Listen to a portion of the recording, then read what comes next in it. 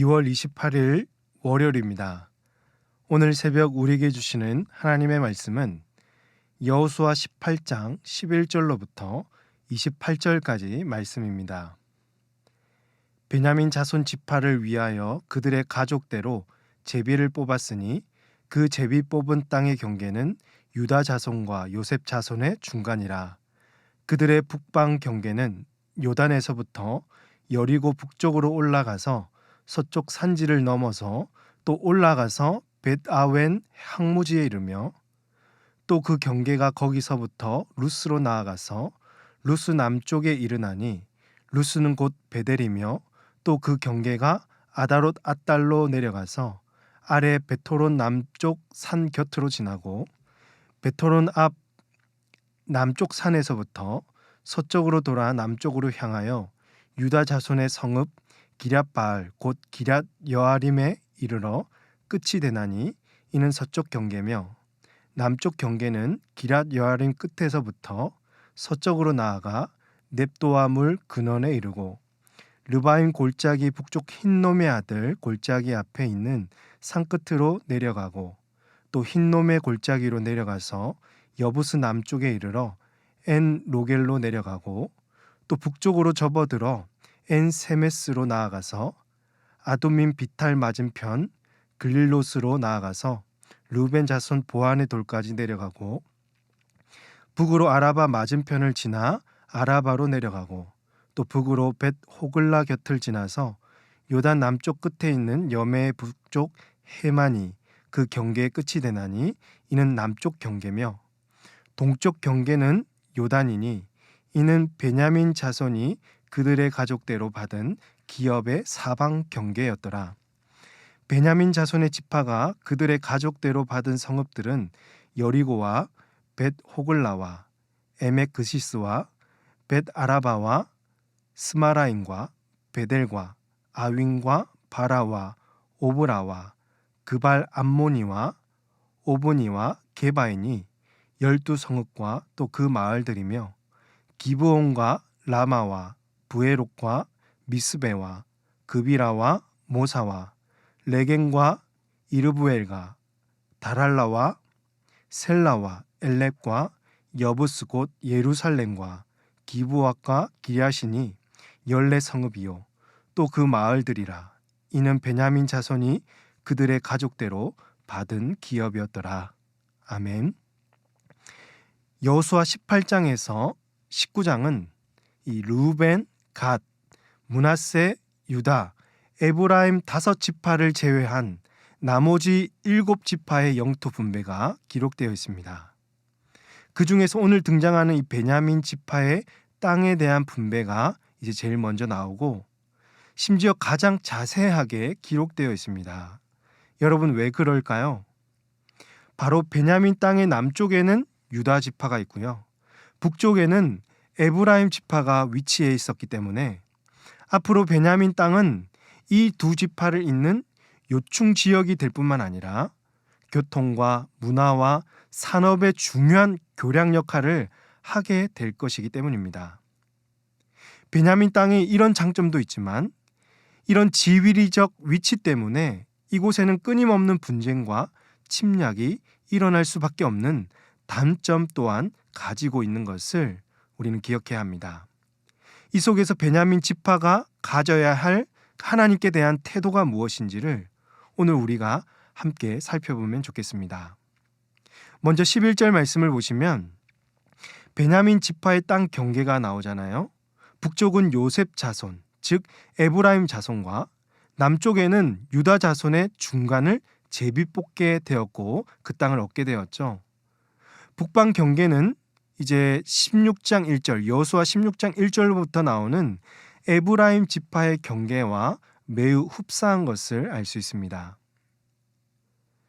여호수아 18장 12절에서 동쪽 요단강에서 가장 가까이 있는 이 여리고 북쪽으로 올라가서 서쪽 산지를 지나면 벳아웬 항무지에 이르게 되고 서쪽으로 가는 길에 우리가 잘 알고 있는 루스 곧 베델을 지나서 서쪽 단지파와의 경계인 벳호론을 지납니다. 그리고 서쪽으로 남쪽으로 계속 내려오면 이제 여호수아 18장 14절에 나오는 대로 유다 자손의 성읍 기럇 여아림이 나오는 거죠. 여기까지가 베냐민 땅의 이 서쪽 경계입니다. 그런데 이 서쪽 경계보다 15절부터 등장하는 남쪽 경계가 더욱 상세하게 기록되어 있습니다. 왜냐하면 유다 지파와의 경계이기 때문이죠.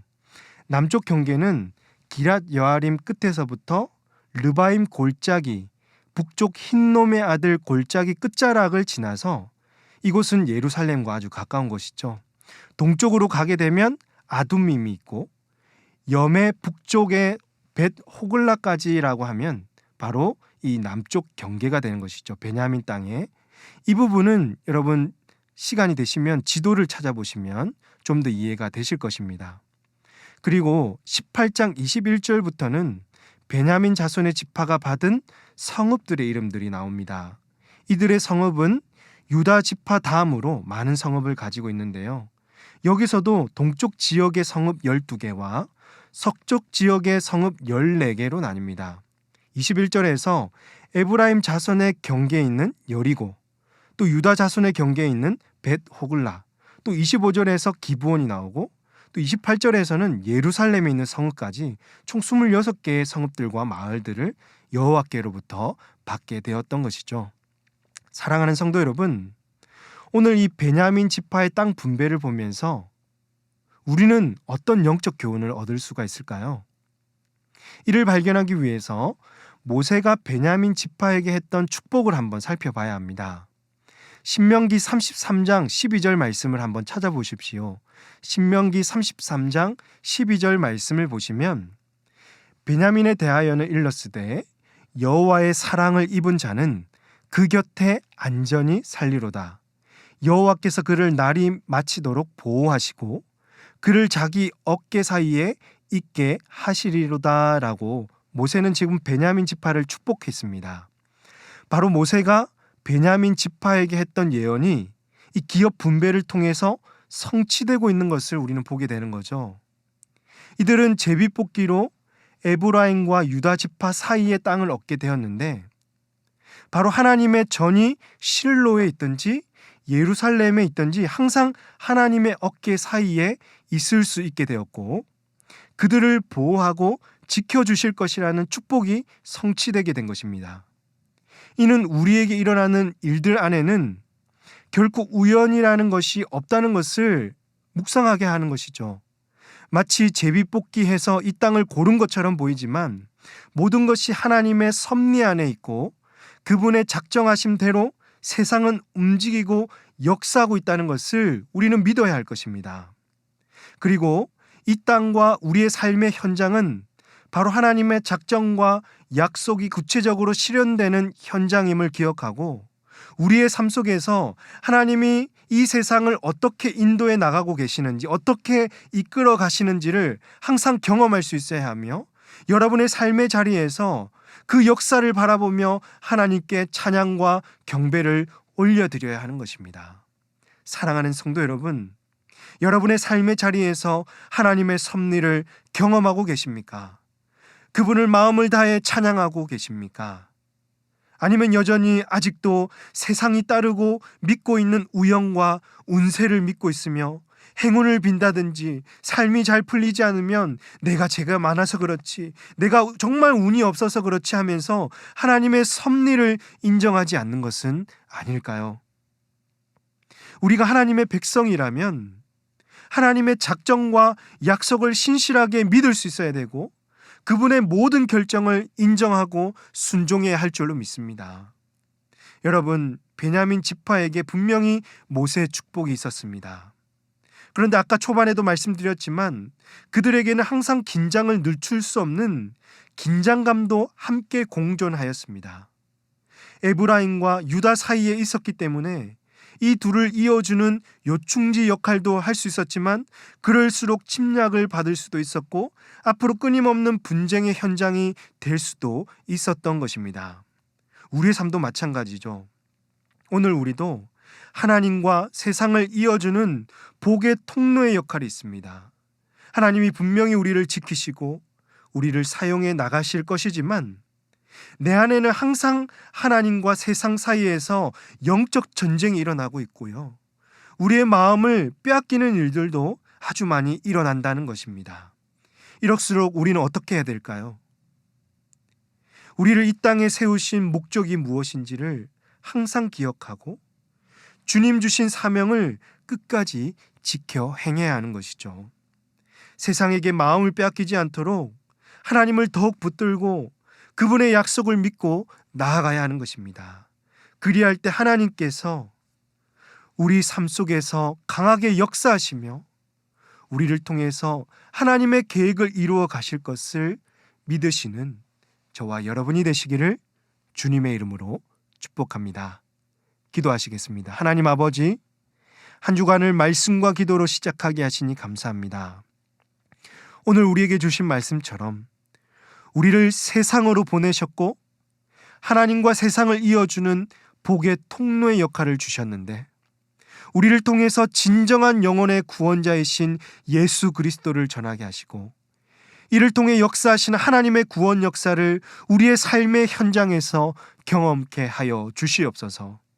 세상의 유행과 세상의 가치에 우리의 마음을 빼앗기지 않게 하시고 하나님의 백성답게 약속을 신실하게 믿으며 주의 뜻을 이루어가는 우리 모든 성도들 다 되게 하여 주시옵소서.